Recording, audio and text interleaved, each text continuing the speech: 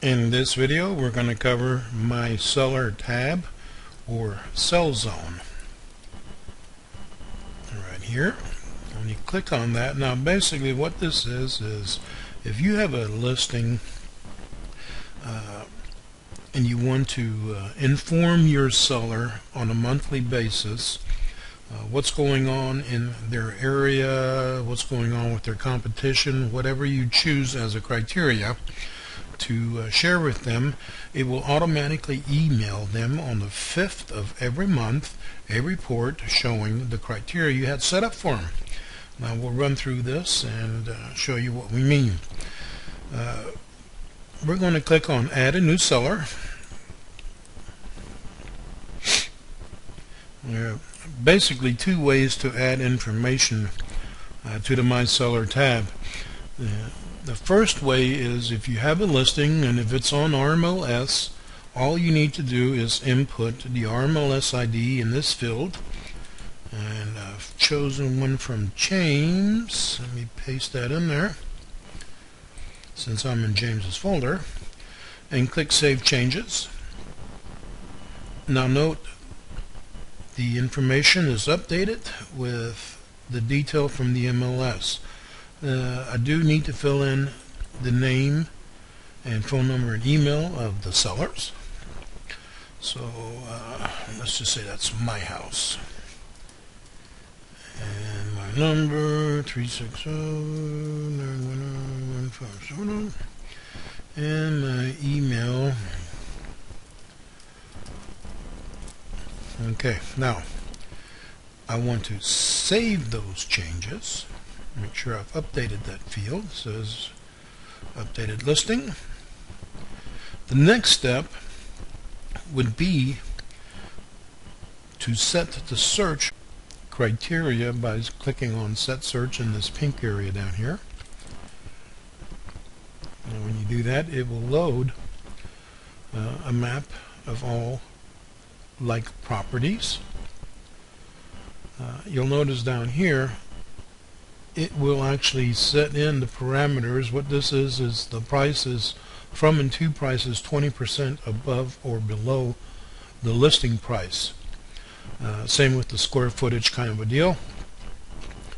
But what you don't want, you don't want to have all of these properties to send to that client, so you need to narrow that down. And easy way to do that is to just scroll up on your mouse on the or click the plus minus up here on the map.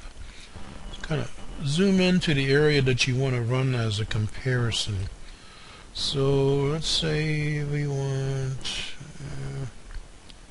let's use these right here. That's probably good. And I want to get homes in this general area. So I got 20 likable properties here. I can narrow that down, of course, by changing any of this criteria or adding criteria. You can narrow that search down even further. In fact, I'm going to zoom in a little more, not to get so many, so I'm going to use these homes here as a comparable. Now when you, oops, let me scroll back up here again. Choose these homes. Now you got to be careful when scrolling on the website. If you scroll with your mouse on the map, it'll change the map for you. So let me get back to where I was. There we go. Then we go outside the map area, scroll down. Now down here you want to click on Save this search for Sell Zone. Now when you do that, you'll get a next pop-up that says your search has been saved. Click again to set this search into the Sell Zone. So the first click was to save it. The second click is to set it. So we're going to click on Set. It tells you this window will close. Sometimes you'll have a window pop up that says it wants to close. Is that okay? Just click Yes, okay. And now that pink area down here has changed into a gray area. If you need to reset some of the parameters, this is where you would do that. If you want to send a report now versus waiting until the 5th of the month, you can click on Send Now. You can also deactivate the report if the seller no longer wants it. If you click on Send It Now, this will be the report that your seller will receive. On the report, you'll see there is a link to the market stats from RMLS, and it'll also show him the properties sold, active, and pending in the area that you chose to save as a criteria. Here's some solds. Scroll down. There are hopefully some pending and active. Here's some actives. 3 actives, all the rest are sold. No pending. But this is the report your seller will receive, and it kind of gives them an idea of what's going on in the area for a likable home. On the 5th of every month. It is a really cool way to use the Keep in Touch system. The other thing I wanted to point out, let me get out of this, come back to here. In here is the default wording for what's going to be in the email. Here's your monthly report for active, sold, and pending homes, similar to You can customize this as you wish also.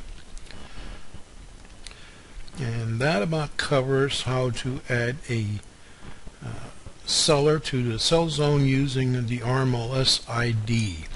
In the next video, we're going to cover inputting that same data if you do not have a listing online yet. See you in the next video.